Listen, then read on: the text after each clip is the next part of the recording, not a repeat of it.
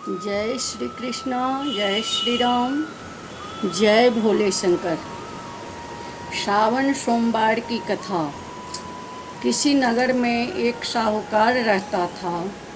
उसके घर में धन की कोई कमी नहीं थी, लेकिन उसके कोई संतान नहीं थी। जिस वजह से वो बेहद दुखी था। पुत्र प्राप्ति के लिए भगवान शिव का प्रत्येक सोमवार का व्रत रखता था और पूरी श्रद्धा के साथ शिवालय में जाकर भगवान शिव और पार्वती की पूजा करता था। उसकी भक्ति देखकर पार्वती प्रसन्न हो गई और भगवान शिव से उसे साहूकार के मनोकामना पूर्ण करने का निवेदन किया। पार्वती जी की इच्छा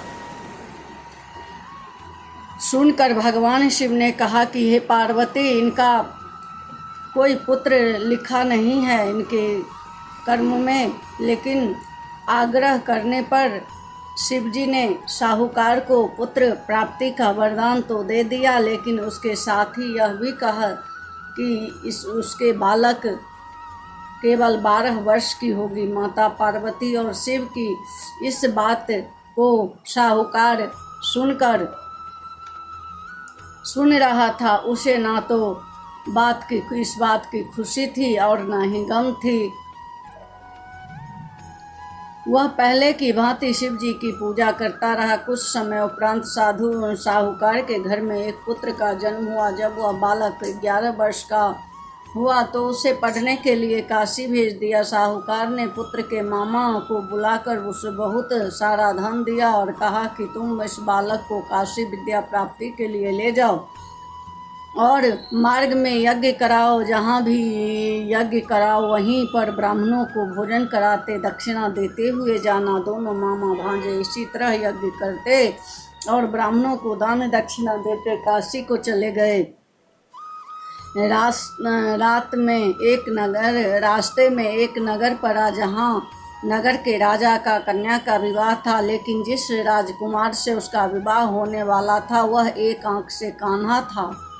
राजकुमार के पिता ने अपने पुत्र के कान्हा होने के बात को छुपाने के लिए एक चाल सोची। साहूकार के पुत्र को देखकर उसके मन में एक विचार आया कि उसने सोचा कि क्यों न इस बालक लड़के को दूल्हा बनाकर राजकुमारी से विवाह करा दूं और विवाह के बाद इसको धन देकर विदा कर दूंगा और राजकुमारी को अपने नगर ले जाऊंगा। लड़के को दूल्हे का वस्त्र पहनाकर राजकुमारी से विवाह कर दिया गया। लेकिन साहूकार का पुत्र एक ईमानदार शख्स था। उसे यह बात न्याय संगत नहीं लगी। उसने अवसर पाकर राजकुमारी की चुन्नी के पल्ले पर लिखा कि तुम्हारा विवाह मेरे साथ हुआ है, लेकिन जिस राजकुमार के संग तुम्हें भेजा जाएगा वह तो एक आंख से कान्हा है। मैं तो काशी पढ़ने जा रहा हूँ। जब राजकुमारी ने चुन्नी पर लिखी बात पढ़ी तो उसने अपने माता पिता को यह बात बताई। राजा ने अपनी पुत्री को विदा नहीं किया, जिससे बारात वापस चली गई। दूसरे ओर साहूकार का लड़का उसका मामा काशी पहुँचे और वहाँ जाकर उन्होंने यज्ञ किया। जिस दिन लड़के की आयु 12 वर्ष की हुई उसी दिन यज्ञ रखा गया। लड़के ने अपने मामा से कहा कि मेरी तबीयत कुछ ठीक नहीं है। मामा ने कहा कि तुम अंदर जाकर सो जाओ। शिवजी के वरदान कुछ ही क्षणों में उस बालक के प्राण निकल गए। मृत भांजे को देखकर उसके मामा को विलाप शुरू हो गया। संयोग बस उसी समय शिवजी और माता पार्वती उधर से जा रहे थे। पार्वती ने भगवान से कहा, प्राणनाथ, मुझे इसके रोने के स्वर सहन नहीं हो रहा है। आप इस व्यक्ति के कष्ट को अवश्य दूर करें। तब शिवजी मृत बालक के समीप गए तो बोले कि यह वही उसी साहूकार का पुत्र है जिसे मैंने 12 वर्ष की आयु का वरदान दिया था। अब इसकी आयु पूरी हो चुकी है। लेकिन मातृभाव से विभोर माता पार्वती ने कहा कि हे महादेव, आप इस बालक को और आयु देने की कृपा करें, अन्यथा इसके वियोग में इसके माता पिता भी तड़प तड़प कर मर जाएंगे। माता पार्वती का आग्रह पर भगवान शिव ने लड़के को जीवित होने का वरदान दिया। शिव जी की कृपा से वह लड़का जीवित हो गया। शिक्षा समाप्त करके लड़का मामा के साथ अपने नगर की ओर चल दिए। दोनों चलते हुए उसी नगर में पहुँचे जहाँ उसका विवाह हुआ था। उस नगर में भी उन्होंने यज्ञ का आयोजन किया। उस लड़के के ससुर उसे पहचान लिया और महल में ले जाकर उसकी स्वागत की आयु और अपनी पुत्री की विदा किया।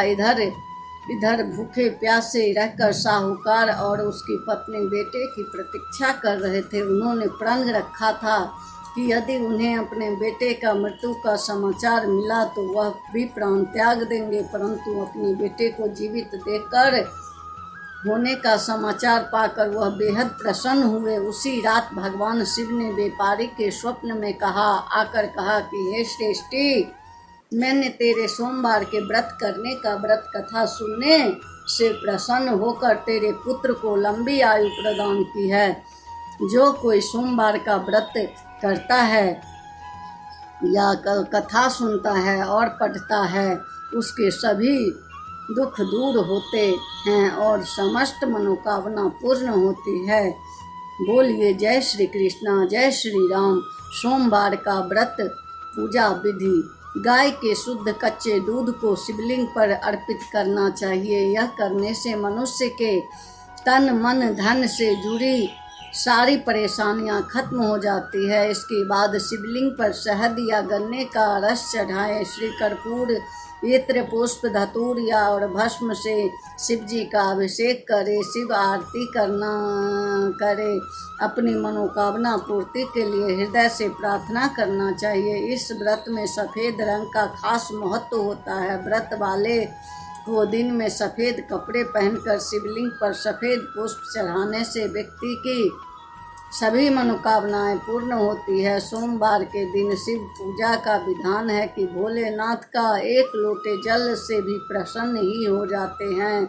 सोमवार के दिन भगवान शिव की पूजा करने से व्यक्ति की हर मनोकामना पूर्ति होती है। यदि भोलेनाथ की पूजा शिव मंत्र के साथ की जाए तो भाग्योदय के साथ रोजगार, उन्नति व मनचाहे जीवन साथी पाने की मनोकामना शीघ्र पूर्ण होती है। शिवलिंग पर जलाभिषेक के बाद गाय का दूध अर्पित करें। इससे तन मन धन और संबंधी हर समस्या दूर हो जाती है।